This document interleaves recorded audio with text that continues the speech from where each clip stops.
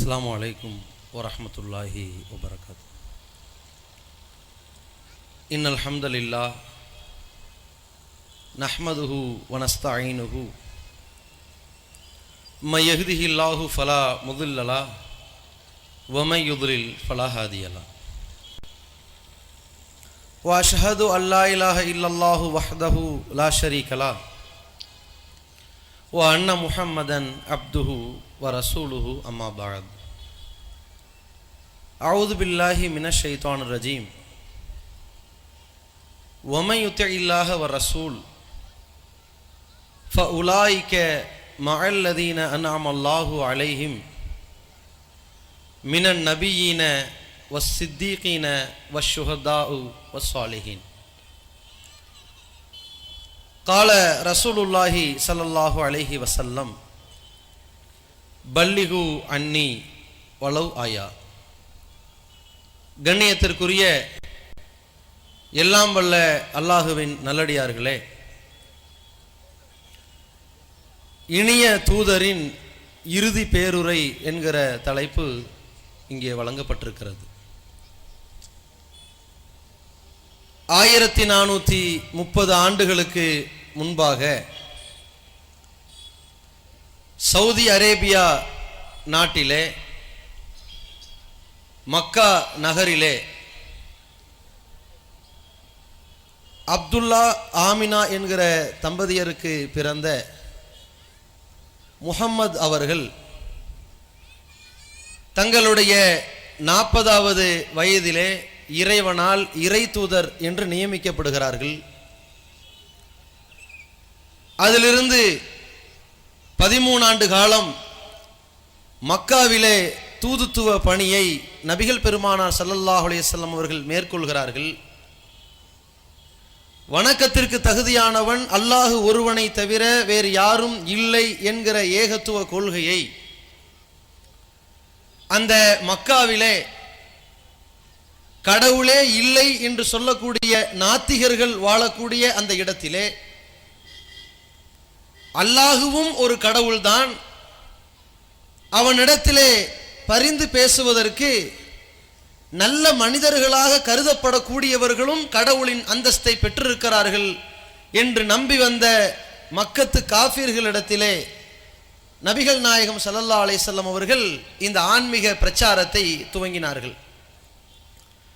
அதற்கு பிறகு மதீனாவிலே 10 ஆண்டு காலம்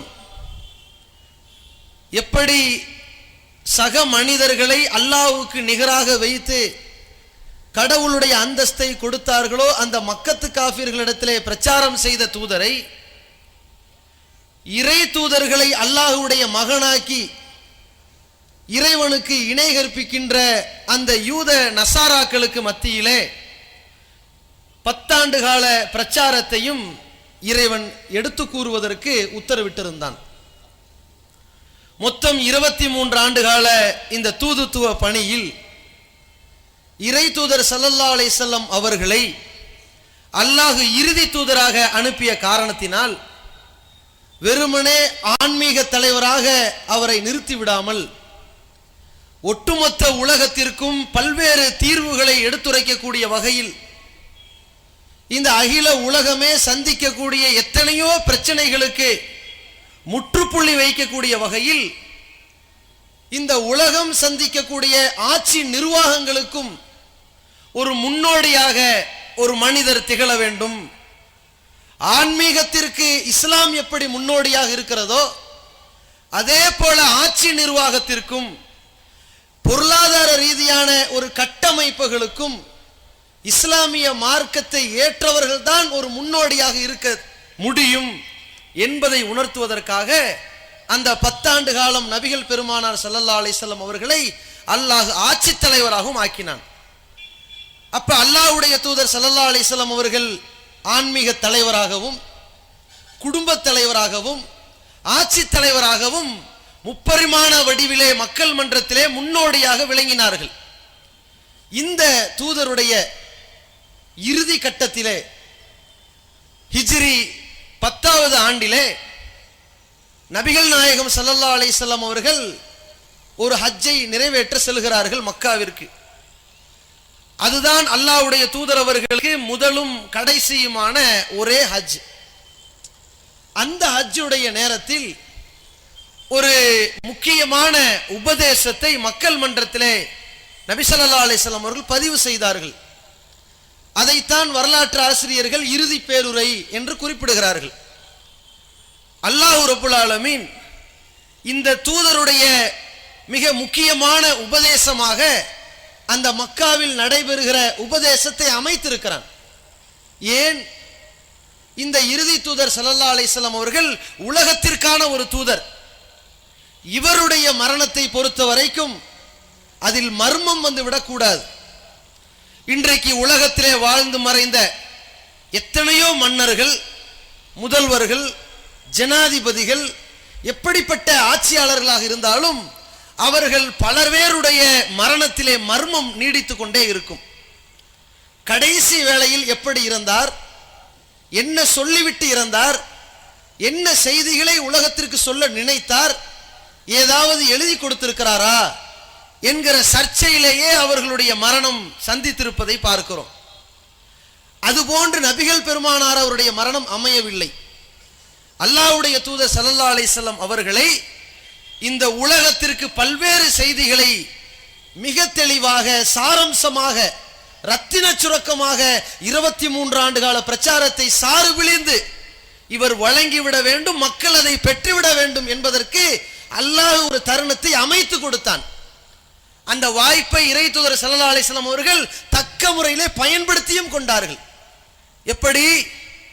அந்த ஹிஜ்ரி 10ஆம் ஆண்டு ரமலானுடைய வேளையிலே வருடந்தோறும் ஜிப்ரீல் அலைஹிஸ்ஸலாம் அவர்கள் நபி அவர்களை சந்தித்து திருக்குர்ஆன் வசனங்களை ஓதி காண்பிக்க சொல்வார்கள். ஏன்னா ரசூலுல்லாஹ்வுடைய உள்ளத்தில் திருக்குர்ஆன் வசனங்கள் பதிவு செய்யப்பட்ட முறையே இந்த ஒட்டுமொத்த உலகத்திலும் நாமெல்லாம் திருக்குர்ஆன் வசனங்களை மனனம் செய்கிற முறைக்கு சற்று வித்தியாசமானது. இப்ப நாமெல்லாம் ஒரு விஷயத்தை மனப்பாடம் பண்ணணும், ஒரு வாய்ப்பாட மனப்பாடம் பண்ணணும். திருக்குர்ஆன் வசனங்களை மனப்பாடம் பண்ணணும்னா நம்ம ஓதணும், ஓதி காண்பிக்கணும், உரு போடணும், 4 பேர்கிட்ட சொல்லி காட்டணும், 1க்கு 10 வாட்டி ரிப்பீட் பண்ணணும்.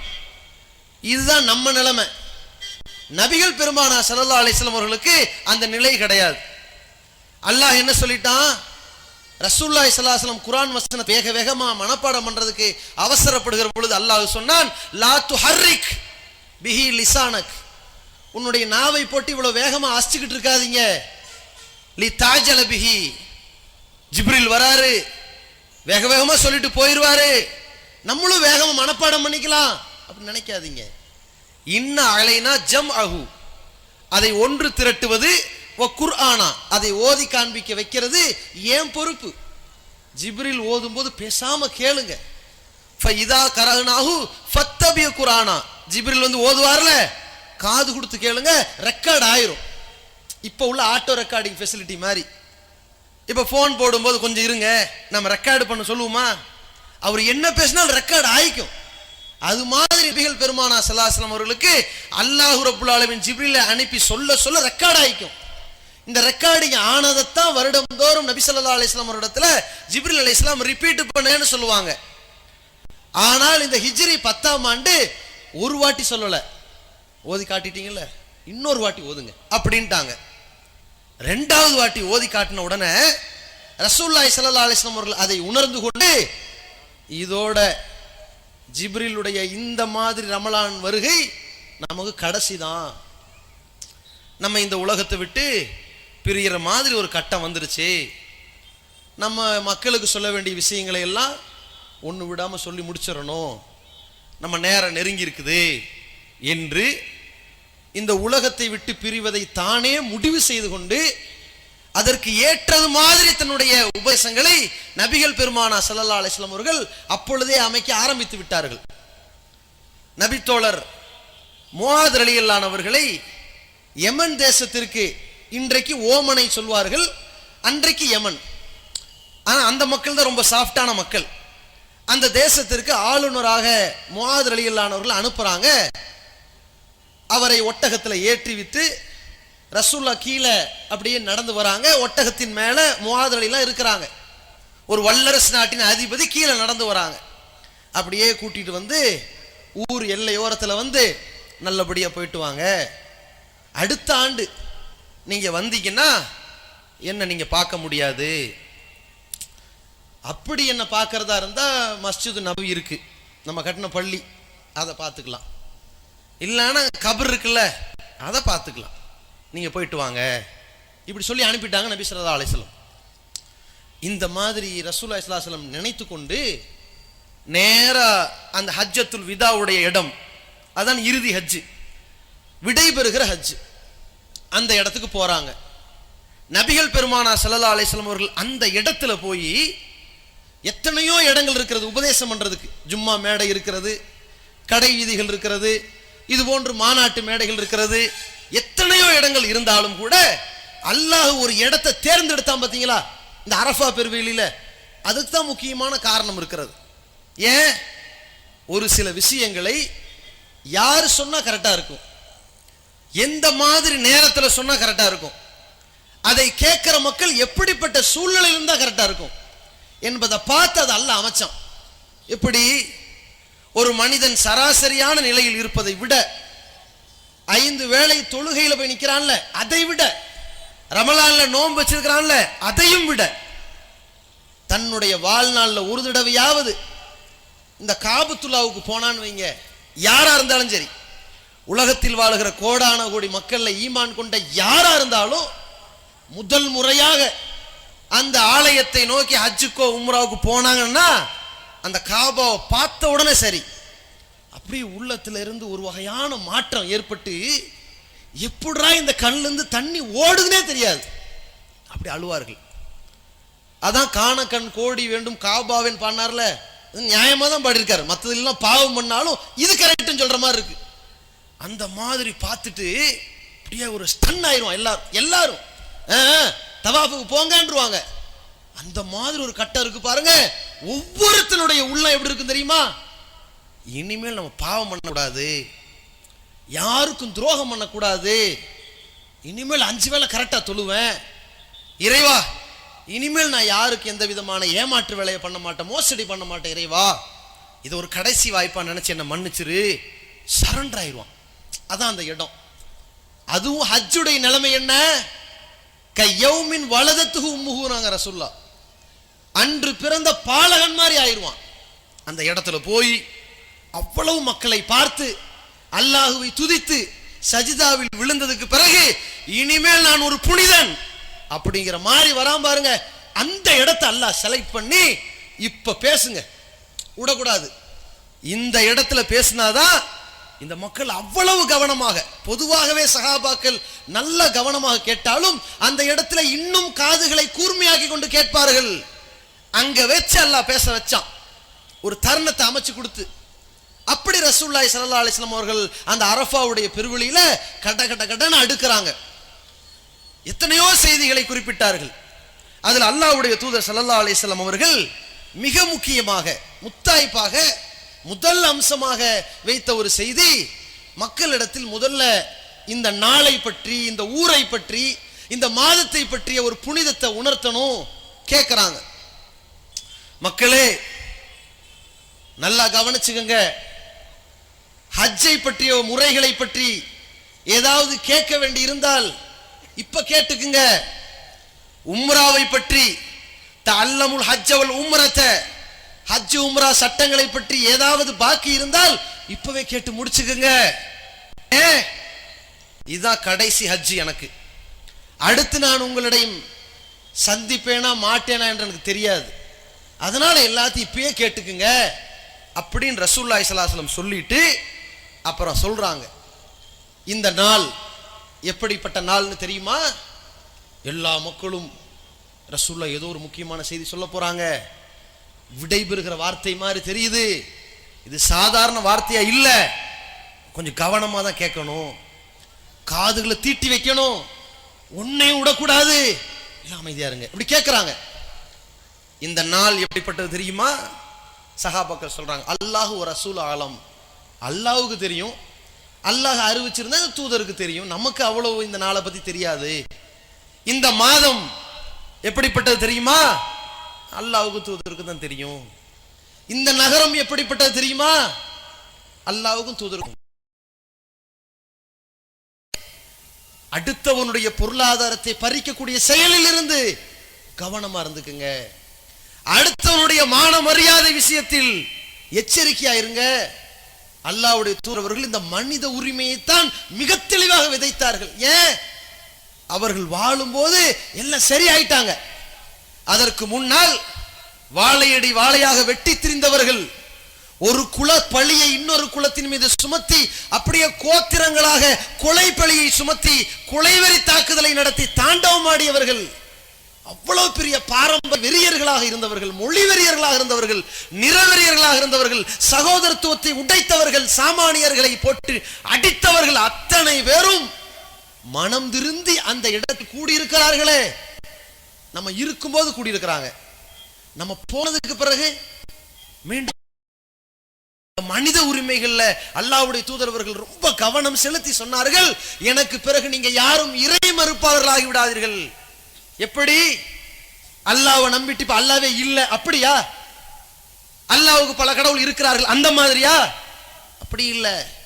யவ்ரிபு பாதுக்கும் ரிகாபு பாலின், சிலர் சிலருடைய கழுத்தை வெட்டி செத்து காஃபிர் ஆயிராதீங்க, கொலைகாரர்களாக மாறி குஃபார் ஆயிராதீங்க என்று ரசூலுல்லாஹி ஸல்லல்லாஹு அலைஹி வஸல்லம் சொல்லி, ரசூலுல்லாஹ்வுக்கு ஒரு முன்னறிவிப்பு வந்துருச்சு. அப்ப இந்த மாதிரி தான் ஆவாங்க போலன்னு, இந்த மாதிரி தான் ஏதோ பிரச்சனை நடக்க போகுது, ஆட்சிக்காக வேண்டியும் பதவிக்காக வேண்டியும் அந்தஸ்துக்காக வேண்டியும் அதிகாரத்திற்காக வேண்டியும் வெட்டி சாக போகிறார்கள் என்று ஒரு அனுகூலம் தெரிஞ்ச உடனே அந்தோ கை சேதமே, பரிதாபமான ஒரு நிலை இருக்கிறது, தயவு செய்து சொல்கிறேன் நீங்கள் காஃபிர் ஆயிராதீங்க. அப்பொழுதுதான் ஒரு நங்கூரத்தை அமைக்கிறாங்க நபிகள் பெருமானா ஸல்லல்லாஹு அலைஹி வஸல்லம் அவர்கள். எப்படி எப்படி எல்லாம் சகோதரத்துவத்தை பேண முடியுமோ அவ்வளவையும் சொல்கிறார்கள். அண்டை வீட்டுக்காரன் பகைச்சுக்காதீங்க, அவர்களுக்கு நல்லுபகாரம் செய்யுங்கள், அவர்களுக்காக விட்டு கொடுங்கள், அவர்கள் விஷயத்தில் நலம் நாடுங்கள். தொடர்ச்சியாக பேசுகிறார்கள். சஹாபாக்களை உணர்கிறார்கள், போற போக்க போத்தா உனக்கு இவனுடைய சொத்துல பாதிய கூடாண்டு வாரிசுதாரர் ஆக்கிடுவாங்களோ என்று நினைக்கும் அளவிற்கு நபிகள் பெருமானா ஸல்லல்லாஹு அலைஹி வஸல்லம் அவர்கள் அந்த சகோதரத்துவத்தை மனித உரிமைகள் விஷயத்துல ரொம்ப தெளிவாக நடந்து கொள்ள வேண்டும் என்பதற்கு முதல்ல ஒன்னொன்னா வராங்க. உன்னுடைய அண்டை வீட்டுக்காரர் இருக்கிறானே, கவனமா நடந்துக்குங்க சொல்றாங்க. அதே மாதிரி எதனால பிரச்சனை வரும்? ஒரு நாடு, ஒரு ஊர், ஒரு மாநிலம், பல நாடுகள் பிரச்சனை எங்கிருந்து வெடிக்கும்? இனவெறினால வரும், மொழிவெறினால வரும், நிறவெறினால வரும். அங்க ஒட்டச்சாங்க.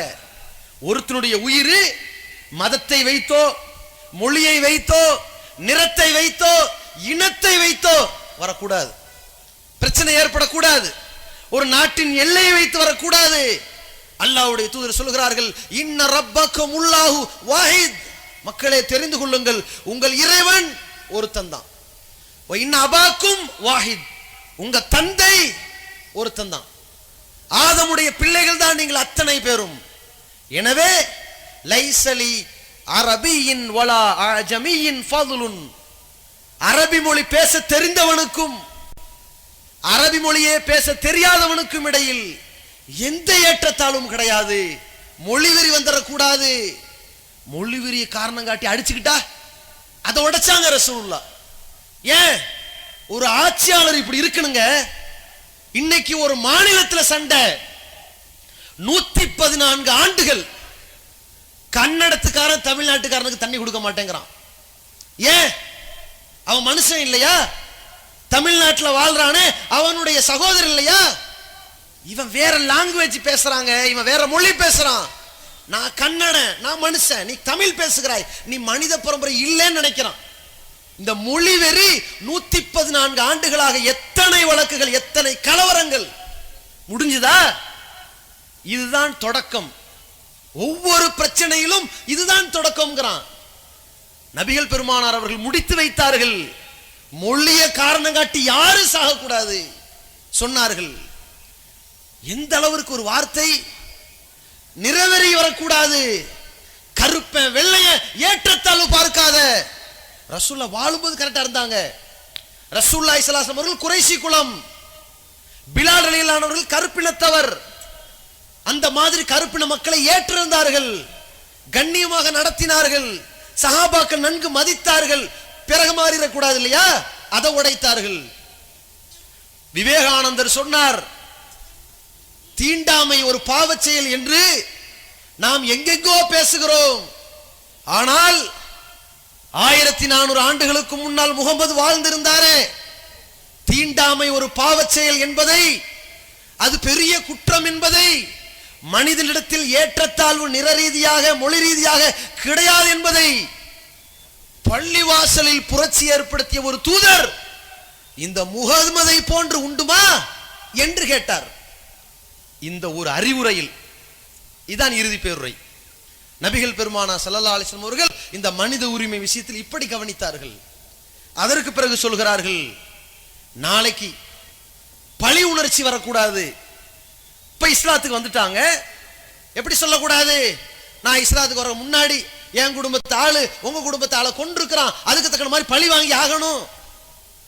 இஸ்லாத்துக்கு வர முன்னாடி என் குடும்பத்துல ஒரு பழி விழுந்திருக்குது, அதுக்கு பதிலா உங்க ஆளு நாங்க கை வச்சாகணும், கணக்கு தீர்த்துட்டு அப்புறம் இஸ்லாத்துக்கு வந்துக்குவோம் என்று பழி வாங்குதலை பற்றி எவனும் பேசக்கூடாது. ரசூலுல்லாஹ் உடைக்கிறாங்க. இந்த மார்க்கத்தை நுழைஞ்சிட்டு பகைமை உணர்வு, வெறுப்புணர்வு, காழ்ப்புணர்வு, பழி உணர்ச்சி எல்லாம் புதைக்கப்பட்டு விட்டது என்றார்கள். நான் முதலில் புதைத்து காட்டேன். என் குடும்பத்தில் அப்துல் முத்தலிபுடைய பேரன் ரபியாவை கொலை செய்தார்கள். அந்த ரபியா என்கிற குழந்தை நபிகளாருக்கு ஒரு வகையில் தம்பி. அல்லாஹ்வுடைய தூதரினுடைய தம்பி குழந்தை பருவத்தில் இருக்கிற பொழுது ஒரு கூட்டத்தார், ஹுதைல் கூட்டத்தார் வந்து தாக்குதல் நடத்தி அந்த குழந்தையை கொன்னுட்டு போயிட்டாங்க. அதற்கு பழி வாங்க வேண்டி இருந்தால் இப்ப நான் வாங்கணும், வாங்க மாட்டேன், இப்ப நிப்பாட்டுறேன். வம்சாவளி என்ற பெயரால் பழி உணர்ச்சி உங்களிடம் இருக்குமானால் நிறுத்திக் கொள்ளுங்கள் என்றார்கள். மனித உரிமையில யார் யாரையும் பாதிச்சிடக்கூடாது என்பதில் ரசூலுல்லாஹ் அவ்வளவு கவனித்தார்கள். பிறகு சொன்னார்கள், தந்தைக்காக பிள்ளை தண்டிக்கப்பட மாட்டான்.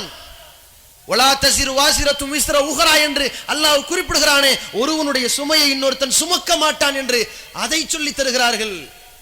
ரசூலுல்லாஹ் போனதுக்கு பிறகு, டேய் இவங்க அப்பா தாண்டா இந்த தப்பெல்லாம் பண்ணாரு, இவனை பிடிச்சி மிதிங்கடா என்று, இவன் உயிர் இவன் தந்தையை காரணமாக வைத்து கொலையாயிரக்கூடாது, இவனுடைய உயிர் இவன் சகோதரனுடைய காரணத்தை வைத்து கொன்றுவிடக் கூடாது, யாரையும் எவனையோ காரணம் காட்டி நீங்கள் அவனை துன்புறுத்தி விடக் கூடாது. டெல்லியில ஒருவன் அடிக்கிறான், அந்த நம்பிக்கையில் ஒருவன் இங்கே இருக்கின்றான், அந்த மதத்தை சேர்ந்தவன் இங்கே இருக்கின்றான். அடே ஓ மதத்துக்காரன் தாண்டா என் மதத்துக்காரன் அடிச்சான், அதனால் உன்னை போட்டு தள்ளுவேன் என்று சொன்னால் இந்த பழி உணர்ச்சியை நபிகளார் பொசுக்கி காட்டினார்கள். எப்படிப்பட்ட மனித உரிமை! அந்த அளவிற்கு அல்லாஹ்வுடைய தூதரவர்கள் அத்தனை பழி உணர்ச்சிகளையும் ஒழித்துவிட்டு, ஒருவனுடைய தவறுக்கு அடுத்தவனை பழி வாங்கக்கூடிய தன்மையை ஒழித்துவிட்டு, வேறு எந்த காரணத்திற்கெல்லாம் மனிதன் அடிச்சு சாவா என்பதை களை எடுக்கிறார்கள். அடுத்து என்ன பிரச்சனை? காசு. ஒருத்தன் செத்தா அவன் புள்ளைய வந்து வெட்டு ஒண்ணு துண்டு ரெண்டு நிப்பான், அந்த ஜனாசாவை அடக்கம் பண்ணுமா இல்லையா சொத்தை எழுதி வைடாம்பான். ஆம்பளை புள்ள பொம்பளை புள்ளைனா பொம்பளை புள்ளைக்கு சொத்தே கிடையாது, ஓடி போம்பான். ஆம்பளை புள்ள சொந்த வீட்டுல உட்கார்ந்துகிட்டு நீ வெளியே போடின்னு விரட்டுவான். நடக்குதா இல்லையா? நபிகள் பெருமானா ஸல்லல்லாஹு அலைஹி வஸல்லம் இந்த மனித உரிமையில கவனம் எடுக்கிறார்கள். அந்த சபையில் எப்படி வாரிசுதாரர்கள் தன்னுடைய வாரிசுரிமையை சரியான முறையில் நிறைவேற்றி விட வேண்டும், யாரும் வசியத்து செய்து விடக் கூடாது. ஒரு அப்பன் தன்ட்ட 4 மகன் இருக்கிறான், டே மூத்த மகனே உனக்கு தாண்டா எல்லா சொத்து வச்சுக்கடா, இந்த பேச்சு வரக்கூடாது. அவர் இறந்து விட்டால் எத்தனை பிள்ளைகள் இருக்கிறதோ எப்படி எப்படி சொத்துகள் பிரியுமோ அப்படி எப்படி பிரியும். இந்த தகப்பனார் அவர் இஷ்டத்துக்கு மரண சாசனம் சொல்லிட்டு போனாரு, குடும்பம் இங்க 2 துண்டா போகும். காசுக்காக வேண்டி சாகக்கூடாது, பொருளாதாரத்தால் யாருடைய உயிரும் பறிபோக கூடாது. நபிகளார் அவர்கள் அங்கே அதை உடைத்தருகிறார்கள். சஹாபாக்கள் கவனத்தோடு கேட்கிறார்கள். பிறகு அல்லாஹ்வுடைய தூதரவர்கள் சொல்கிறார்கள், ஒரு மனிதனுடைய, ஒரு தேசத்தினுடைய, ஒரு ஆட்சியினுடைய அந்த பொருளாதார சூழ்நிலை சுக்குநூறாக சின்னாபின்னமாவதற்கு காரணம் எது? வட்டி. அதானங்க காரணம். இன்னைக்கு எதையோ போலியான காரணங்கள் என்று சொல்லி கள்ளப்பணத்தின் பெயரால், கருப்பு பணத்தின் பெயரால் 500,000 தடை செய்தவர்கள் அடித்தளமாக எதை வைத்திருக்கிறார்கள்? இன்றைக்கு 14 லட்சம் கோடி ரூபாய், தடை செய்யப்பட்ட 14 லட்சம் கோடி ரூபாயை நீங்கள் அனைவரும் வங்கியில் செலுத்தி விடுங்கள், அனைவருக்கும் வட்டியை கொட்டி தருகிறோம், அனைவருக்கும் வீடு வாங்குவதற்கு கடன் தருகிறோம், 3% வட்டி தான் என்று இந்த நாடு வட்டியை வைத்து ஒரு பெரிய தொழில் மையத்தை இந்த ஆண்டு உருவாக்கி இருக்கிறது. ஆனால் இந்த உலகத்தில் மிகப்பெரிய பண வீக்கத்திற்கு காரணம் பொருளுடைய மதிப்பு கூடி பணத்தினுடைய மதிப்பு குறைகிற அந்த வீக்கத்திற்கு காரணம் வட்டிதான் என்பதை உணர்ந்தார்களா? 1000 ரூபாய்க்கு தேவையான பொருளை நானே வாங்கி நானே விற்றால் 1100 ரூபாய்க்கு விற்பேன். 1000 ரூபாய்க்கு தேவையான பொருளை 1100 ரூபாய், நான் 1000 ரூபாய் ஒருத்தன் வட்டிக்கு கடன் வாங்கினா அவனுக்கு நான் கொடுக்க வேண்டியது 1100 ரூபாய். அதனால் இந்த பொருளின் விலை 1200 சொல்லி விற்பேன். விலைவாசி கூடியது எதனால்? வட்டியினால். அந்த வட்டியை ஒருத்த ஒழிச்சு பாருங்க. அடே வட்டி கிடையாது, வட்டி கடை கிடையாது, இந்த நாட்டில் வட்டிங்கிற பேச்சுவார்த்தைக்கு இடம் கிடையாது சொல்லி பாருங்க. அன்றிலிருந்து பண மதிப்பு பெருகி போகும், மிகப்பெரிய அளவிலே உசந்து விடும். அப்ப அரசாங்கத்துக்கு பொருளாதாரத்துக்கு என்ன நிலைமை? மார்க்கம் சொல்லி இருக்கிற ஜக்காத்தை மட்டும் வரிய வசூல் பண்ணி பாருங்க. ஒரு வரி கட்டுறா, வேற எந்த வரியும் வேணாம். அந்த வரி, இந்த வரி, தண்ணி வரி, நிலத்து வரி, ரோட்டு வரி, வீட்டு வரி வேண்டாம். நீ சம்பாரிச்சதுக்கு வரியை கட்டு, வேற எதுக்குமே வேண்டாம் சொல்லி பாருங்க. ஒரு 5% கூடுறான்னு சொல்லி பாருங்க. வருஷத்துக்கு 5 லட்சம் கோடி ரூபாய் இந்தியாவுக்கு கிடைக்குங்க. இவ்வளவு அழகான ஒரு திட்டத்தை நபிகள் பெருமானா அவர்கள் அந்த இடத்திலே பிரகடனப்படுத்துகிறார்கள். மக்களே, வட்டி வாங்கும் தொழிலை நான் தடை செய்கிறேன். இனிமேல் செய்தால் அவர்களுக்கு எதிரான யுத்த பிரகடனம் நடக்கும். எனவே என்னுடைய குடும்பத்தில் அப்பாஸ் பின் அப்துல் முத்தலிப் அவர்களிடத்தில் நீங்கள் வாங்கிய கடனுக்கு நீங்கள் யாரும் வட்டி தர வேண்டாம், நீங்கள் அசலை மட்டும் கொடுங்கள் போதும். அல்லாஹ்வுடைய தூதர் அவர்கள் அங்கே பதிவு செய்கிறார்கள். வட்டி என்கிற காரணத்தை வைத்து கரண்ட் வட்டி என்றும், கந்து வட்டி என்றும், மீட்டு வட்டி என்றும் ஒருத்தருடைய பொருளாதாரத்தை சுரண்டுகிறார்கள். வட்டிக்கு பயந்து தற்கொலை செய்கிறார்கள், வட்டிக்கு பயந்து கூண்டோடு ஏமாற்றி கைலாசம் அடைகிறார்கள். இப்படி வட்டியை அடிப்படையாக வைத்து ஒவ்வொருத்தனும் மோசடியில் ஈடுபடுகிறான். நாடே சின்னாபின்னமாகிறது. இந்த மனித உரிமைகள் வட்டியை காரணமாக வைத்து அழிகிறதா? அதை ஒழித்தார்கள் அல்லாஹ்வுடைய தூதர். அதற்கடுத்து மனிதனுடைய உயிர், உடைமை, மான மரியாதை எங்கே பறிக்கப்படுகிறது? எப்போது பறிக்கப்படுகிறது? எதன் அடிப்படையில் பறிக்கப்படுகிறது? ஆட்சி என்கிற நோயின் அடிப்படையில். பதவி, அந்தஸ்து, கவுன்சிலர், மேயர், எம்எல்ஏ, எம்பி, முதல்வர், பிரதமர், எதுக்கு எப்படி ஜால்ரா தட்டணும், யாரு காலில் விழுகணும், யாருக்கு எப்படிப்பட்டியெல்லாம் வாய் அசைந்து பேசணும், எவ்வளவு கொட்டணும், யாரை கொலை செய்ய வேண்டும் என்றெல்லாம் கணக்கு பார்த்து கொண்டு எதிர்பார்த்து கொண்டிருக்கிறார்களே. இந்த ஆட்சி அதிகாரங்கள், இந்த பொறுப்புகள், இந்த பதவி அந்தஸ்துகள், இத்தனை வகையான நோய் இருக்குதே, அதை நபிகளார் அவர்கள் அங்கே கண்டிக்கிறார்கள். இந்த நோய்க்கு இவர்கள் யாரும் அடிபணிஞ்சிடக்கூடாது, அதனால அடிச்சுக்கிட்டு செத்துறக்கூடாது, அதனால ஒட்டுமொத்த இஸ்லாமிய சாம்ராஜ்யம் சுக்குநூறாயிடக்கூடாது, மனிதனுடைய உரிமை பறிக்கப்பட்டக்கூடாது. ஒரு அரசியலை அடிப்படையாக வைத்துக் கொண்டு எல்லாம் நடக்குங்க. நம் 2 சகோதரனுக்கு இடையில் சகோதரத்துவம் உடைய வேண்டுமா? இந்த அரசியல் உடைக்கும். ஒரு கிளை பொறுப்பு, ஒரு மாவட்ட பொறுப்பு, ஒரு முன்னாள் இன்னாள் பொறுப்பு, இந்த ஆட்சி அந்த ஆட்சி பொறுப்பு, ஆளுங்கட்சி எதிர்கட்சி பொறுப்பு உடைக்காதா? சகோதரத்துவம் உடைக்கும், புறம் பேச வைக்கும், பொய் பேச வைக்கும், கோல் முட்டை வைக்கும், போட்டு கொடுக்க வைக்கும், இல்லாத அபாண்டத்தை அள்ளி தெளிக்க வைக்கும், எத்தனையோ கற்பனைகளை செய்ய வைக்கும். செய்யுமா செய்யாதா? நபிகள் நாயகம் ஸல்லல்லாஹு அலைஹி வஸல்லம் அங்கே அதற்கு வேட்டு வைத்தார்கள். தோழர்களே, உங்களுக்கு பிறகு எனக்கு பிறகு நீங்கள் கட்டுப்பட்டு நடங்கள். அந்த கட்டுப்பாடு எப்படி இருக்க வேண்டும் தெரியுமா? உங்களுக்கு சில தலைவர்கள் வருவார்கள், அவருடைய காது அருந்திருந்தாலும் சரி, மூக்கு அருந்திருந்தாலும் சரி, கன்னங்கள் கருத்திருந்தாலும் சரி, மண்டை தலை திராட்சையினுடைய பழத்தை போன்று சுருந்திருந்தாலும் சரி, அதியூ தா அம்ரிக்கும், உங்களுக்கு கீழ் ஆட்சி நடத்துகிறாரே, உங்களை கீழ்ப்படிய செய்கிறாரே, அவருக்கு கீழ்ப்படிஞ்சு போங்க, பேசாம போயிருங்க. எப்படி சொல்றாங்க நபி ஸல்லல்லாஹு அலைஹி வஸல்லம்? ஒரு சிறந்த மூமின் யார்? ஒரு சிறந்த இறை நம்பிக்கையாளன் யார்?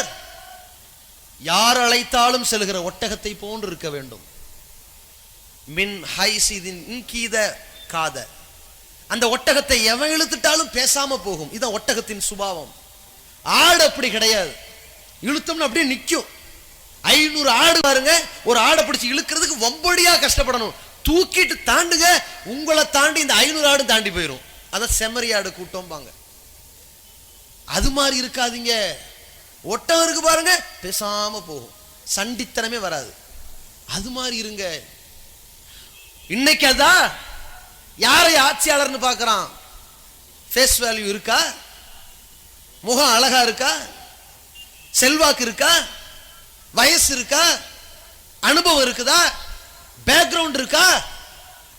வாழ்க அப்படின்றான். செல்வாக்கு இல்ல, பேக்ரவுண்ட் இல்ல, அது இல்ல, இது இல்ல, எதுவும் இல்ல, போடா போக்கத்தவனே அப்படின்னு போயிருவாங்க. அல்லாஹ்வுடைய தூதர் அங்கே உடைத்து காட்டினார்கள். யாருக்கு நீ கட்டுப்பட வேண்டும்? உனக்கு ஒருவர் மிகப்பெரிய ஆட்சியாளராக வந்திருக்கிறார். அல்லாஹ்வுடைய சட்டத்தை வழி நடத்துகிற பொழுது அவன் கன்னங்கள் கருத்திருந்தாலும், காதுகள் கிழிந்திருந்தாலும், அவனுடைய மூக்கே அருந்திருந்தாலும் சரி, கட்டுப்பட்டு போ. முகத்தை பார்க்காத, ஃபேஸ் வேல்யூ பார்க்காத, பேக்ரவுண்ட பார்க்காத, அவன் கொள்கையை பார். அல்லாஹ்வுடைய தூதரவர்கள் விதைத்தார்கள். ஏன்? இதுக்கு சண்டை வரக்கூடாது இல்லைங்க, இதுக்கு பிரிஞ்சிடக்கூடாது இல்ல, பிணக்கு வரக்கூடாது இல்ல, கோவப்படக்கூடாது இல்ல, காழ்ப்புணர்ச்சி வரக்கூடாது இல்ல, அதை உடைத்தார்கள். அதற்கு பிறகு நபிகள் பெருமானா ஸல்லல்லாஹு அலைஹி வஸல்லம் அவர்கள் சஹாபாக்களிடத்திலே சபையிலே வைத்து கேட்கிறார்கள். அல்லாஹ் இந்த இடத்துல தான் இதையெல்லாம் சொல்லணும்னு அறிவிச்சிட்டான், அதனால சொன்னாங்க. அன்புள்ள சகோதர சகோதரிகளே, இந்த மாநாட்டிற்காக வேண்டி மிகுந்த பொருட்செலவு ஏற்பட்டிருக்கிறது. எவ்வளோ வகையான செலவுகள் ஏற்பட்டிருக்குதுன்னு நம்ம விளக்கி சொல்ல வேண்டியதில்லை. அவ்வளோ வகையான பொருளாதார செலவுகளுக்காக உங்களுடைய பொருளாதாரங்களை அல்லாஹ்வுடைய திருப்தியை நாடி அள்ளி வழங்குமாறு அன்போடு கேட்டுக்கொள்கிறோம். நபிகள் பெருமானார் ஸல்லல்லாஹு அலைஹி வஸல்லம் அவர்கள் அந்த சபையிலே வைத்துக்கொண்டு, இது அல்லாஹ்வுடைய உத்தரவா இருக்கு இல்லையா, இது நம்ம இங்க சொல்லணும்ல, நபியே மறக்காம அங்க போய் தெளிவா பதிவு பண்ணிரு என்று அல்லாஹ் சொல்லி இருக்கிறான். இதனால ரசூலுல்லாஹி ஸல்லல்லாஹு அலைஹி வஸல்லம் என்ன பண்றாங்க? இன்னக்கும் துஸலூன், மக்களே நான் உங்களிடத்தில் வந்து எல்லாத்தையும் சொல்லிட்டேன், நீங்கள் என்னை பற்றி விசாரிக்கப்படுவீர்கள். அல்லாஹ் உங்கள்ட்ட கேட்பான், இந்த தூதர் வாழ்ந்தார்ல, உங்கள்ட்ட நடந்தார்ல, இந்த இடத்துல வச்சு சொல்ல வேண்டியதெல்லாம் சொல்லிட்டாரா கேட்பான். மான்தும் காயலூன், என்ன சொல்ல போறீங்க சொல்லுங்க பாப்போம். ரசூலுல்லாஹ் கேட்கிறாங்க. உடனே அவர்கள் பேசுகிறார்கள், அத்தைத், நீங்கள் ஆற்ற வேண்டிய பணிகளை எல்லாம் ஆற்றிவிட்டீர்கள். வபல்லகத், எடுத்து சொல்ல வேண்டிய விஷயங்களை எல்லாம் சொல்லி முடித்து விட்டீர்கள். ஓ நஸஹத், எப்படிப்பட்ட காரியம், உங்க சமுதாயத்திற்காக நீங்கள் நல்லதை நாடி இருக்கிறீர்கள். அப்படித்தானே ரசூலுல்லாஹ்? அப்படித்தானே? சரி. அல்லாஹும்ம, இறைவா, விரலை தூக்குகிறார்கள். ஆட்காட்டி விரலை மேலே தூக்கிவிட்டு பிறகு அப்படியே இறக்கி மக்களை காட்டி, இஷ்ஹத், இதுக்கு நீ சாட்சிகிறீரா? நான் எடுத்து சொன்ன விஷயத்திற்கெல்லாம் நீ சாட்சி, பாத்துக்க. எல்லாரும் சொன்னாங்க பத்தியா, நீ பூர்த்தி செஞ்சிட்டீங்க, எடுத்து சொல்லிட்டீங்க, நல்லதைத்தான் நாடுனீங்க சொன்னாங்கல்ல, இறைவா இதுக்கு நீ சாட்சியா இருந்துக்க என்று நபிகள் பெருமானார் ஸல்லல்லாஹு அலைஹி வஸல்லம் அவர்கள் சொல்லிட்டு, இந்த மக்கள் இனிமேல் எப்படி பயணிக்க வேண்டும், வழிகடாமல் இருப்பதற்கு என்ன செய்ய வேண்டும், அல்லாஹ்வுடைய தூதரவர்கள் அதற்கு பிறகு அடுக்குகிறார்கள். எப்படி சொல்கிறார்கள்? தரக்து ஃபீக்கும் மா, மக்களே உங்களிடத்தில் ஒன்றை விட்டு செல்கிறேன், ஒன்றே ஒன்றுதான், லன் தலில்லு மா தமஸ்ஸக்தும், நீங்கள் அதை பற்றி பிடித்தால் ஒருபோதும் வழி தவற மாட்டீர்கள். என்ன தெரியுமா? கிதாப் அல்லாஹ், அது அல்லாஹ்வுடைய வேதம், அதை பற்றி பிடித்துக் கொள்ளுங்கள். பிறகு சொன்னார்கள், இந்த மக்கள் இந்த மார்க்கத்தை விட்டு சருகாமல் இருக்க வேண்டும் என்றால் முகம்மதை விட்டு பிரிந்தாலும் கூட இந்த முகம்மதுக்கு இறக்கப்பட்ட வேதத்தை தக்க வைத்துக் கொண்டால் இந்த மக்கள் அடுத்து செய்ய வேண்டிய காரியம், அல்லாஹ்வுடைய தூதரவர்கள் சொல்கிறார்கள், ஐயுஹன்னாஸ், மக்களே, இத்தகுல்லா ரப்பக்கும், உங்கள் இறைவன் அல்லாஹ்வை அஞ்சிக் கொள்ளுங்கள். சல்லு ஹம்சக்கும், 5 வேளை தொழுது கொள்ளுங்கள். சூமு ஷஹ்ரக்கும், உங்களுடைய ரமலான் மாதம் இருக்கிறது, நோன்பு நோற்றுக் கொள்ளுங்கள்.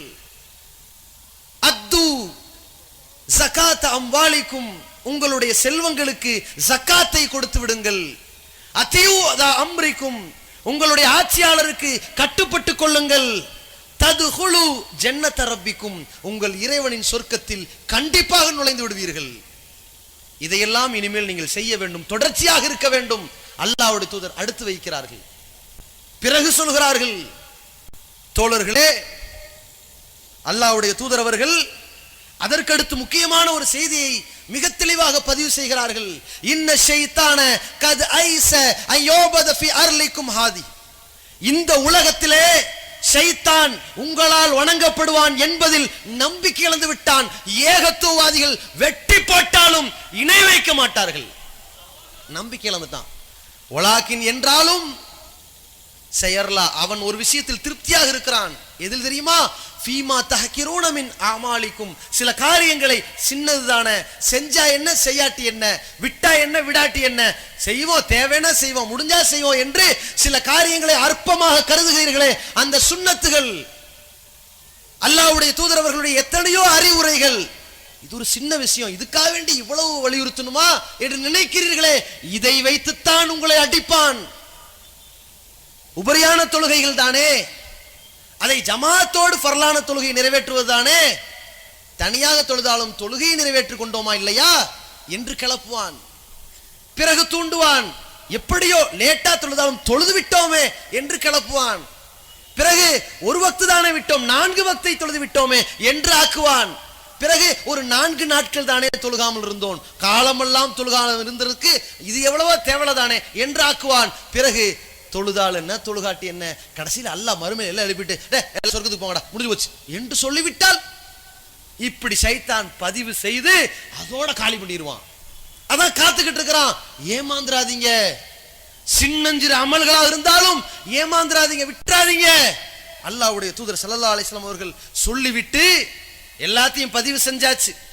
எதையெல்லாம் இந்த மக்கள் செய்யக்கூடாதோ அதையும் சொல்லியாச்சு. பிரகடனப்படுத்துகிறார்கள், அலா அறிந்து கொள்ளுங்கள், குல்ல ஷைஇம் மின் அம்ரில் ஜாஹிலியத்தி, அறியாமை காலத்துடைய எல்லா பழக்க வழக்கங்களும், மூட பழக்க வழக்கங்கள் அத்தனையும் மௌலூஹுன் தஹ்த கதமைய, என்னுடைய 2 பாதங்களுக்கு இடையிலே போட்டு புதைக்கப்பட்டு விட்டது. இதோடு பஸ்பமாக்கியாச்சு. புதிய உலகம் பிறந்திருக்கிறது. அதற்கு பிறகு அந்த உலகம் ஒரு பயணத்தை நோக்கி தொடங்க வேண்டி இருக்கிறது. பிறகு சொல்கிறார்கள், தோழர்களே, இன்னொன்று இருக்கிறது. எனக்கு முன்னால் வந்த எல்லா இறை தூதர்களும் எச்சரித்தார்கள், ஆனால் அவர்கள் காலத்தில் அது நடக்கவில்லை. நானும் இப்பொழுது ஒன்றை பற்றி எச்சரிக்க போகிறேன், ஆனால் என் காலத்தில் உங்களுக்கு நடக்கும். எனக்கு பிறகு அதை நீங்கள் சந்திக்கும் நிலை வரும். அது என்ன தெரியுமா? தஜ்ஜால் வருவான். எல்லா இறை தூதர்களும் சொன்னார்கள். இப்பொழுது நானும் சொல்கிறேன், அவர்கள் காலத்தில் வரல, ஆனால் என்னுடைய காலத்திற்கு பிறகு வருவான், நீங்கள் சந்திப்பீர்கள். உங்களுக்கு அல்லாஹ்வை பற்றி சொல்லித் தெரிய வேண்டியதில்லை, புரிந்து கொள்ளுங்கள். ஒருவேளை தஜ்ஜால் தன்னை அல்லாஹ் என்று சொல்வான். அப்படி சொல்கிற பொழுது மிக தெளிவாக புரிந்து கொள்ளுங்கள், உங்கள் இறைவன் ஒற்றை கண்ணன் அல்ல. தஜ்ஜால் ஒரு கண் ஊனமானவன், ஒரு கண் அவனுக்கு துரித்துக் கொண்டு கிடக்கும். நம்பி விடாதீர்கள், எச்சரித்து விட்டேன். அலா புரிந்து கொள்ளுங்கள், அல் பல்லகத்து, இதையும் சொல்லிவிட்டானா இல்லையா? ஆமாம் சொல்லிவிட்டீர்கள், முடிஞ்சது. ஒன்னொன்னுக்கும் கேட்டாங்க ரசூலுல்லாஹ். இந்த செய்தி அறிவிக்கிற எல்லா உபதேசங்களுக்கு மத்தியில் வருகிறது. பிறகு என்ன பாக்கி? ஒரு மனிதனுடைய உரிமை, மான மரியாதை வேற எந்த இடத்தில் சேதாரமடையும்? கணவன் மனைவி, இந்த பெண்களை பற்றி ஒரு ஆட்சியாளர் பேசாமல் இருப்பது யதார்த்தம். உலகம் முழுவதும் பெண்ணினத்தை பற்றி பேசாமல், அவர்களுக்கு உரிமையை வழங்காமல், அவர்களை முக்கியத்துவப்படுத்தாமல் இருப்பது யதார்த்தம். அதில் ஒரு ஆச்சரியமாக இறை தூதர் ஸல்லல்லாஹு அலைஹி வஸல்லம் அவர்கள் பெண்ணினத்தை மிகவும் வலியுறுத்தி பேசுகிறார்கள். வஸ்தௌஸு பின் நிசாஇ கைரா. தோழர்களே, பெண்கள் விஷயத்தில் நீங்கள் அல்லாஹ்வை பயந்து கொள்ளுங்கள், அவர்களிடத்தில் நல்லதை நாடுங்கள். நீங்கள் அல்லாஹ்வுடைய கட்டளையின் அடிப்படையில் தான் கல்யாணம் பண்ணியிருக்கிறீர்கள். நீங்கள் திருமணம் முடித்து அவர்களுடைய கற்புகளுக்கு சொந்தமாக இருக்கிறீர்களே, எப்படி? அல்லாஹ்வுடைய கட்டளையின் அடிப்படையில் திருமணம் என்கிற சட்டத்தை உணர்ந்து கட்டுப்பட்டு போங்க. அவர்களிடத்தில் தெளிவான மானக்கேடான காரியத்தை கண்டால் நீங்கள் கண்டிக்கலாம், காயம் ஏற்படாதவாறு தண்டிக்கலாம், படுக்கையை பிரிக்கலாம். அவர்கள் திருந்துவார்களேயானால் பழையபடி ஒரு கிஸ்வத்துஹுன்ன மாரூஃப், அவர்களுக்கு நல்ல முறையிலே உணவு கொடுக்க வேண்டிய கடமை உங்களுக்கு இருக்கிறது. அவர்களுக்கு நல்ல முறையிலே உடை கொடுக்க வேண்டிய கடமை உங்களுக்கு இருக்கிறது. பயந்து கொள்ளுங்கள். பெண்கள் விஷயத்தில் எச்சரிக்கையோடு இருங்கள். இன்னஹுன்ன அமானத்துல்லா, அவர்கள் அல்லாஹ்வுடைய அமானிதங்களாக உங்களிடத்தில் வந்திருக்கிறார்கள். பெண்கள் விஷயத்தில் மிக தெளிவாக இருந்து கொள்ளுங்கள். பெண்ணினத்தை நாசமாக்கி அவர்களின் திருமண உரிமையை பறித்து, அவருடைய சொத்துரிமையை பறித்து, இன்றைக்கு உலகத்தில் எத்தனையோ சித்தாந்தங்களுக்கு மத்தியிலே பெண்கள் விஷயத்தில் உங்களை நான் கடுமையாக எச்சரித்திருக்கிறேன் என்று சொல்லி பிரிகிற ஒரு தூதர். அதற்கு பிறகு நபிகள் பெருமானா ஸல்லல்லாஹு அலைஹி வஸல்லம் அவர்கள் இந்த மக்களிடத்திலே இந்த தாவா பணி என்றென்றும் தொடர வேண்டும். இங்கே வந்திருக்கின்ற மக்கள் தெளிவான மார்க்கத்தை ஏற்றிருக்கிற மக்கள், அறியாமை குழப்பங்களையும் மூட பழக்கங்களையும் காலில் தூக்கி போட்டு புதைத்த மக்கள். இனி எப்படி பயணிக்க வேண்டும்? பல்லிகு அன்னி, என்னிடமிருந்து ஒரு செய்தி, வலவ் ஆயா, ஒரே ஒரு செய்தியை நீங்கள் கேட்டிருந்தாலும், வலவ் ஆயா, அந்த ஒரு செய்தியை நீங்கள் எடுத்து சொல்லிவிடுங்கள். ருப்ப முபல்லிகின் அவ் ஆமின் சாமியின், இங்கே வந்திருக்கக்கூடியவர்களை விட ருப்ப முபல்லக் சில பேர் இருக்கிறார்கள். நீங்கள் எடுத்து சொல்லுகிற பொழுது அதை கேட்கக்கூடிய சில பேர், ஓ நபி இப்படி சொன்னாரோ, நபி அப்படி சொன்னாரோ, நபி இப்படி எல்லாம் பேசியிருக்கிறாரோ என்று கேட்கக்கூடிய மக்கள். இங்கே செதாழ்த்தி கேட்டுக்கொண்டிருப்பவர்களை விட கூடுதலாக கவனமாக, கூடுதல் மனநத்தன்மையோடு அதை பதிவு செய்பவர்கள் இருப்பார்கள். விடாதீர்கள், எல்லோருக்கும் எடுத்து சொல்லுங்கள். அல்லாஹ்வுடைய தூதரவர்கள் இது போன்ற முக்கியமான அறிவுரைகளை சொல்லி அந்த இறுதி பேருரையை நிறைவேற்றிவிட்டு, ஹஜ்ஜினுடைய அந்த காலம், பிராணிகளை அறுக்கக்கூடிய நேரம் 10, 11, 12 அந்த நாட்களில் அல்லாஹ்வுடைய தூதரவர்கள் ஒரு செய்தியை பதிவு செய்கிறார்கள். பொதுவாக வரலாறில் இந்த மொத்த உரையைத்தான் பேருரை என்று சொல்வார்கள். ஆனால் இந்த சமுதாயத்திற்கு இறுதி கட்டத்தில் அல்லாஹ்வுடைய தூதரவர்கள் பதிவு செய்த எல்லாமே பேருரைகள் தான். அதில் வரலாற்றில் கைவிடப்பட்ட, மறந்து விடப்பட்ட அந்த தகவல்களையும் நான் பதிவு செய்து கொள்ள விரும்புகிறேன். அல்லாஹ்வுடைய தூதரவர்கள் அந்த 12, 13வது நாட்களிலே குறிப்பிடுகிறார்கள், ஹாதா ஹஜ்ஜுன் அக்பர். மக்களே புரிந்து கொள்ளுங்கள், இது மிகப்பெரிய ஒரு ஹஜ் தான். சஹாபாக்கள் முடிவெடுத்துக் கொண்டார்கள், இதுதான் மிகப்பெரிய ஹஜ். ரசூலுல்லாஹ் சொன்னதை கேட்டீங்களா? இனிமேல் ரசூலுல்லாஹ் வரமாட்டாங்கன்னு அர்த்தம்.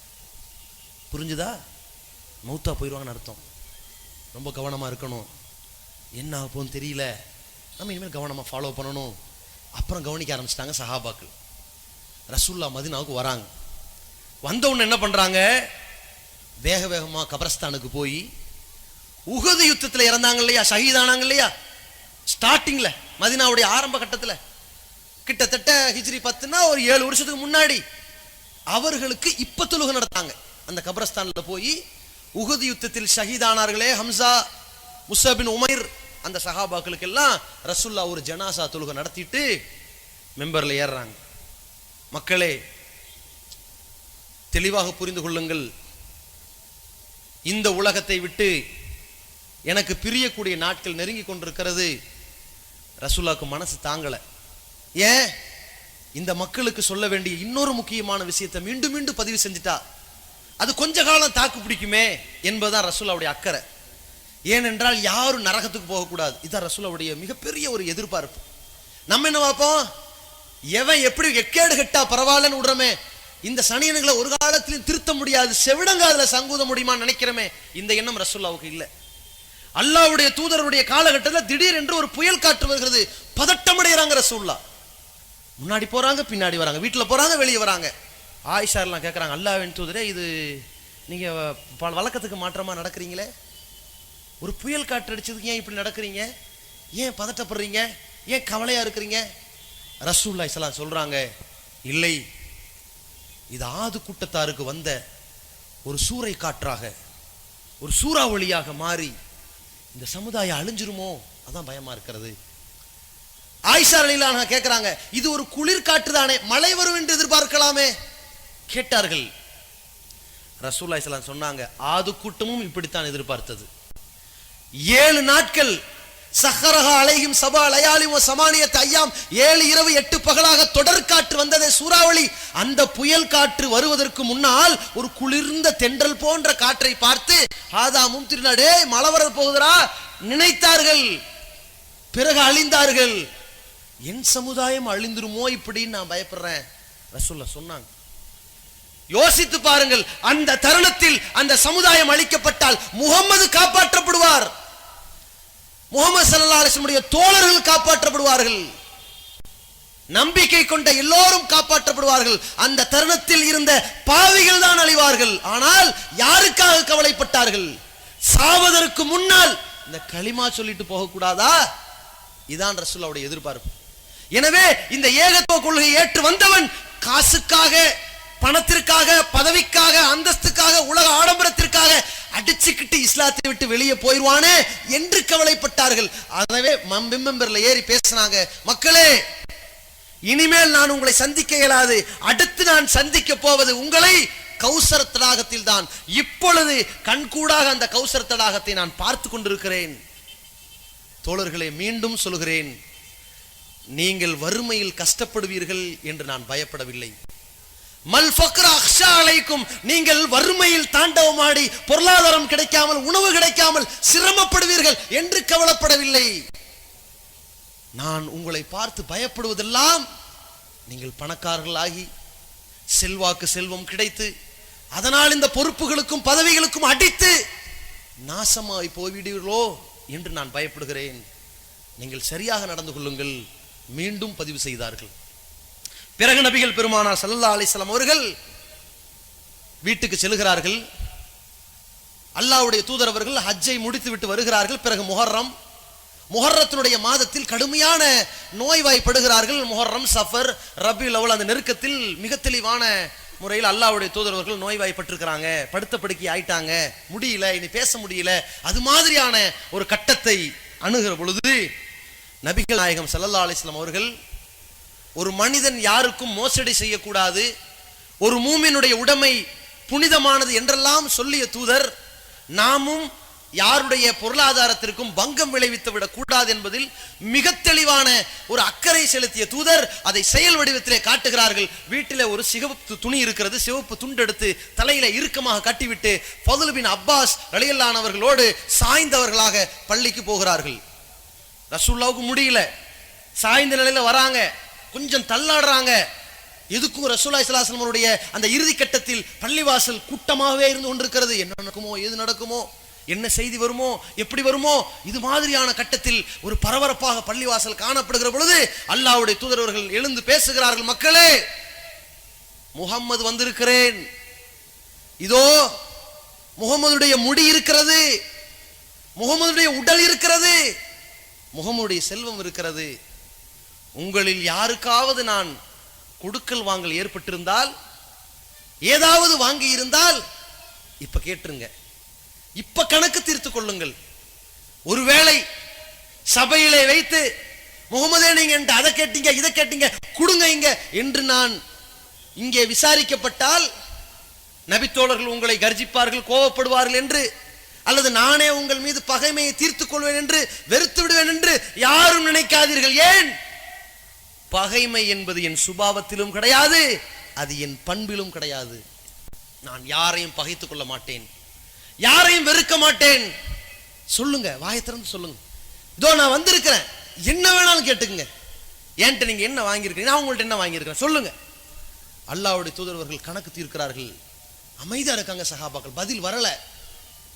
பிறகு ரசூலுல்லாஹி ஸல்லல்லாஹு அலைஹி வஸல்லம் பெண்கள் தரப்புல போறாங்க. பெண்களே நீங்க சொல்லுங்க, உங்களிடத்தில் நான் ஏதாவது வாங்கல் இருக்குமானால் கேட்டுக்குங்க.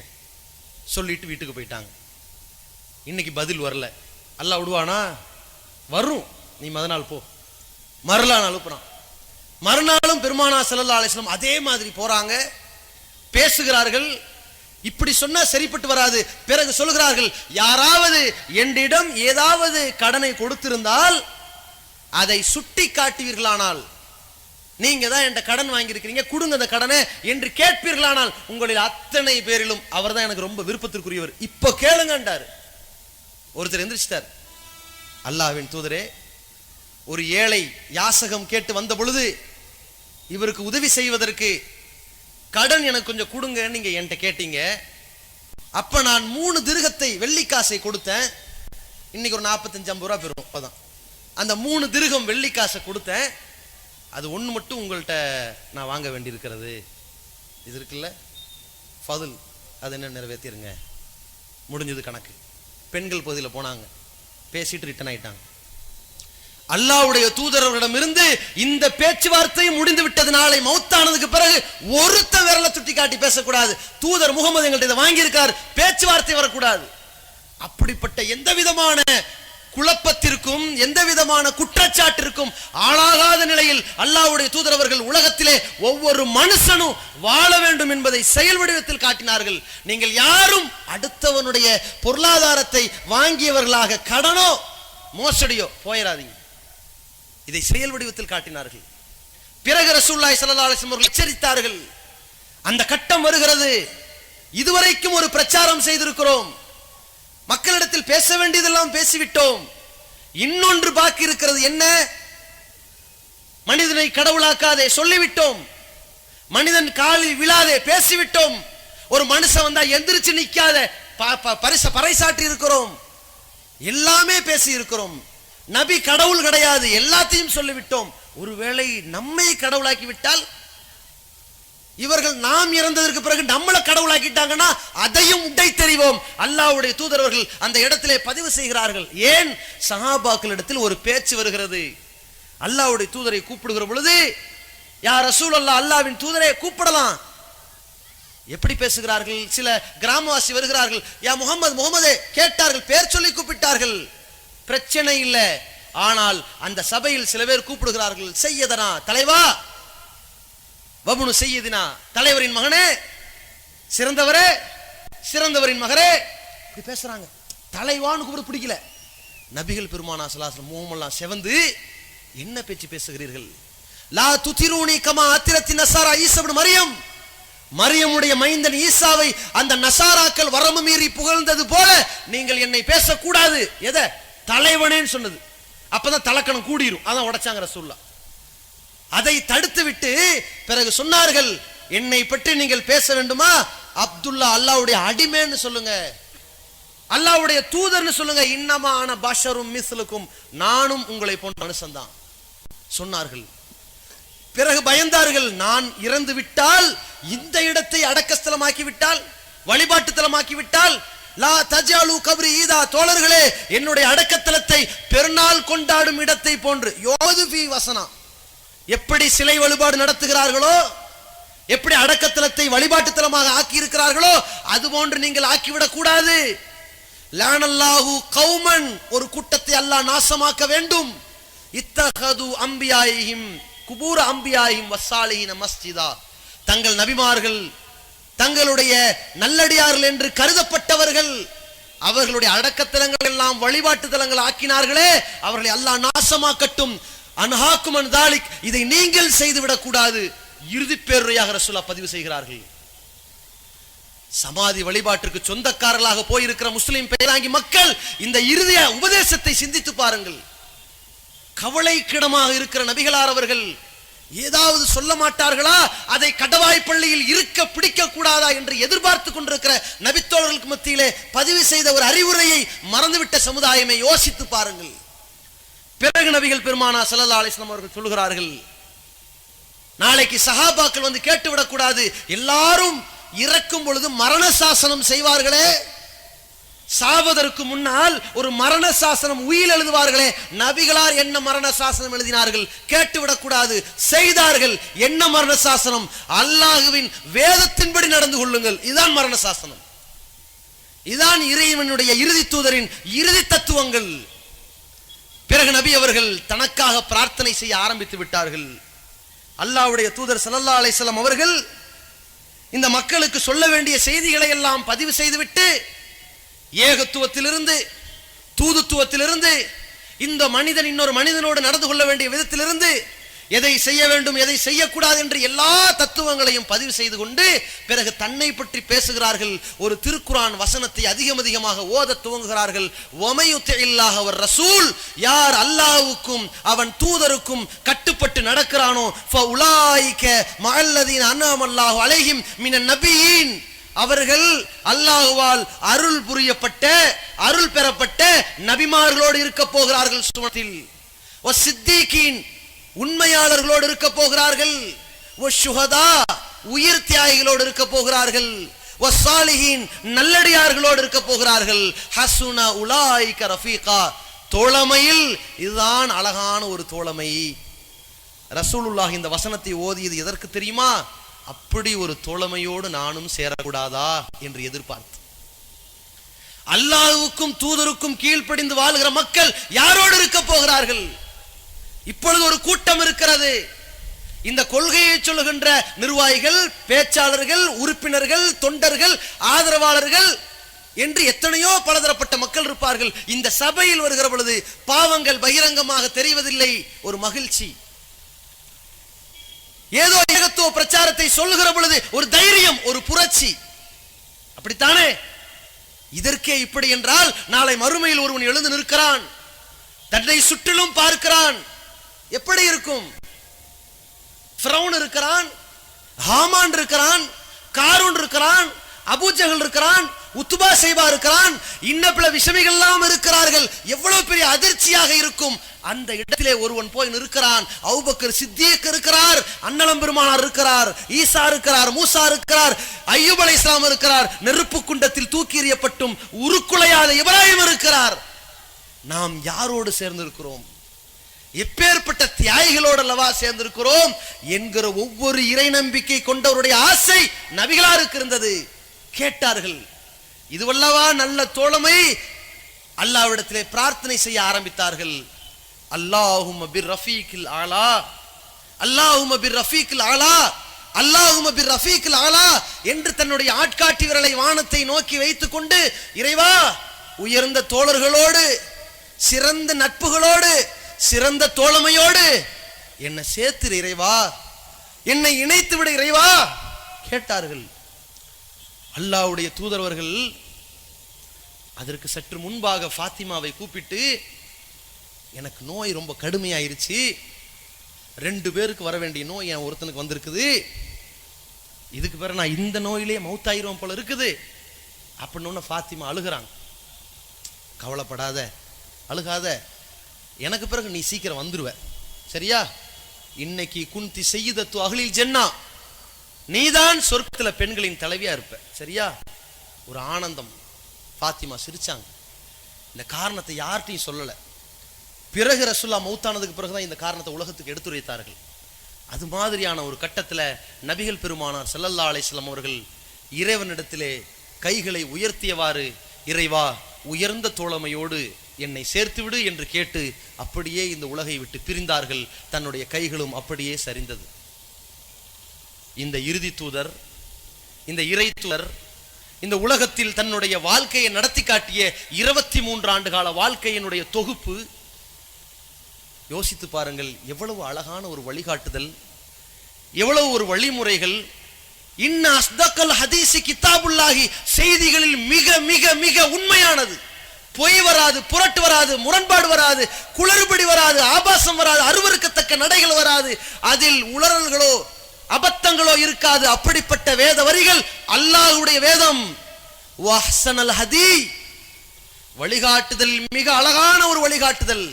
ஹதியு முஹம்மத், இந்த முஹம்மதுடைய வழிகாட்டுதல் என்று சொன்னார்களே, அந்த வழிகாட்டுதல் இந்த உலகத்திற்கு எவ்வளவு பெரிய பாக்கியமாக அமைக்கப்பட்டிருக்கிறது.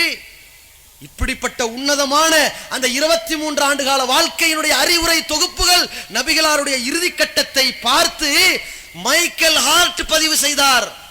இந்த உலகத்தில் ஆட்சி செய்தவர்கள், அறிவுரை வழங்கியவர்கள், வள்ளல்கள், அறிஞர்கள், விஞ்ஞானிகள், எத்தனையோ ஆட்சியாளர்களுக்கு மத்தியிலே இந்த முஹம்மது 100 பேரில், உலகத்தையே புரட்டி போட்ட 100 பேரில் முதலிடம் பிடித்திருக்கிறார் என்றால், அவருக்கு நான் முதலிடம் கொடுத்திருக்கிறேன் என்றால் காரணம் என்ன தெரியுமா?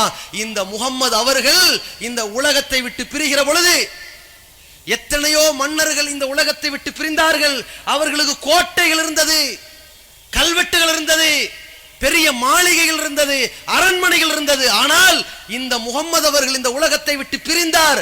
அவர் பெயரால் கோட்டைகளோ, கொத்தகங்களோ, மாளிகைகளோ, அரண்மனைகளோ இல்லை. ஆனால் இந்த உலகத்தில் கோடான கோடி மக்களுடைய உள்ளத்திலே கோட்டை கட்டி விட்டார் என்றார். அந்த முஹம்மது ஸல்லல்லாஹு அலைஹி வஸல்லம் அவருடைய வழிமுறையை மிக தெளிவாக படித்துணர்ந்திருக்கிற, மிக தெளிவாக சிந்தித்திருக்கின்ற ஜார்ஜ் பெர்னார்ட் ஷா சொல்கின்றார், இந்த உலகம் 20ஆம் நூற்றாண்டை சந்திக்கிற பொழுது அங்கே முஹம்மது இல்லையே என்று ஒரு கவலை இருக்கிறது. ஏன்? 20ஆம் நூற்றாண்டில் முஹம்மது இருந்திருப்பாரே ஆனால் இந்த உலகமே சந்திக்கிற எல்லா பிரச்சனையையும் தீர்த்து கட்டி இருப்பார் என்றால், அப்படிப்பட்ட தூதரிடத்தில் இருக்கிற எல்லா வகையான முன்னோடிகளையும் விட்டுட்டு இன்றைக்கு சமாதி வழிபாடு என்று போய்கொண்டிருக்கிற கூட்டமே, தனி மனித வழிபாடை ஊக்குவிக்கின்ற தரீகா என்ற வழிகேட்டின் பக்கம் போயிருக்கிற கூட்டமே, உளறல்களை அடிப்படையாக கொண்டு அபத்தங்களின் கேந்திரங்களாக, ஆபாச கருத்துக்களின் சித்திரங்களாக, ஒரு வடிவமைப்பாக பொய்களையும் புரட்டுகளையும், இந்த உலகத்திற்கு தேவையற்ற கற்பனை கதைகளையும் தொகுப்பாக வைத்திருக்கின்ற மதுகபு குப்பைகளை மார்க்கம் என்று நினைத்துக் கொண்டிருக்கிற மக்களே, அல்லாஹ் கேட்கிறான், ஐன ததுஹபூன், எங்கே செல்கிறீர்கள்? நீங்கள் எங்கே போய் கொண்டிருக்கிறீர்கள்? இன் ஹுவ இல்லா ஸிக்ருன் லில் ஆலமீன், இதோ இருக்கிறது, அகில உலகத்திற்கும் அழகான படிப்பினை இருக்கிறது, வாருங்கள் என்று இறைவன் கூப்பிடுகிறானே. அப்படிப்பட்ட உன்னதமான படிப்பினையான திருமறை குர்ஆன் வேத வரிகளையும் பின்பற்றுவதற்கு தகுதியான ஒரு தூதர், குல் இன் குன்தும் துஹிப்பூனல்லாஹ ஃபத்தபிஊனி, நீங்கள் அல்லாஹ்வை நேசிக்க கூடியவர்களாக இருந்தால், அல்லாஹ்வுக்காக தியாகம் செய்யக்கூடியவர்களாக இருந்தால், அல்லாஹ்வுக்காகவே வாழக்கூடியவர்களாக இருந்தால் முஹம்மது ஆகிய என்னை பின்பற்றுங்கள். யுஹ்பிபுக்குமுல்லாஹ், அல்லாஹ் உங்களை நேசிப்பான். வயக்ஃபிர் லக்கும் துனூபக்கும், உங்கள் பாவங்களை மன்னிப்பான் என்று அல்லாஹ் சொல்கிறானே. அப்படிப்பட்ட தூதரை நாம் மிகச்சரியான முறையில் பின்பற்றி, எந்த தூதர் அந்த நல்லோர்களோடு சேர விரும்பினாரோ, எந்த தூதர் அந்த உயிர் தியாகிகளோடு சேர விரும்பினாரோ, எந்த தூதர் அந்த நபிமார்களோடு இணைந்து கொள்ள ஆசைப்பட்டாரோ அதற்கான வழியை அல்லாஹ் சொல்கிறான். வமையுத்தில்லாஹ வர் ரசூல், யார் அல்லாஹ்வுக்கும் அவன் தூதருக்கும் கட்டுப்பட்டு நடந்து கொண்டிருக்கிறார்களோ ஃபஉலாயிக, அவர்கள்தான் மஅல்லதீன அன்அமல்லாஹு அலைஹிம் மினன் நபியீன், நபிமார்களோடு இருப்பார்கள், வ சித்தீகீன், உண்மையாளர்களோடு இருப்பார்கள், வ ஷுஹதா, உயிர் தியாகிகளோடு இருப்பார்கள், வ சாலிஹீன், நல்லடியார்களோடு இருப்பார்கள், ஹஸன உலாயிக ரஃபீகா, இதுதான் சிறந்த தோழமை என்று அல்லாஹ் சொல்கிறானே. அப்படிப்பட்ட சிறந்த தோழர்களோடு நாம் இணைவதற்கு இந்த இறுதி தூதருடைய, இந்த இறுதி பேரையினுடைய அனைத்து அறிவுரைகளையும் நம்முடைய வாழ்க்கையில் இறுதி கட்டம் வரை நடைமுறைப்படுத்தக்கூடியவர்களாக நீங்களும் நானும் மாற வேண்டும். எல்லாம் வல்ல அல்லாஹ் ரப்புல் ஆலமீன் அதன் மூலம் எந்த இறுதி தூதர் நம்மை விட்டு பிரிந்தாரோ அதே தூதரை சரியான முறையில் பின்பற்றி அதே தூதரோடு இணையக்கூடிய பாக்கியத்தை எல்லாம் வல்ல அல்லாஹ் ரப்புல் ஆலமீன் நம் அனைவருக்கும் தந்தருள்வானாக. வாஹிரு தஅவானா அல்ஹம்துலில்லாஹி ரப்பில் ஆலமீன். அஸ்ஸலாமு அலைக்கும் வரஹ்மத்துல்லாஹி.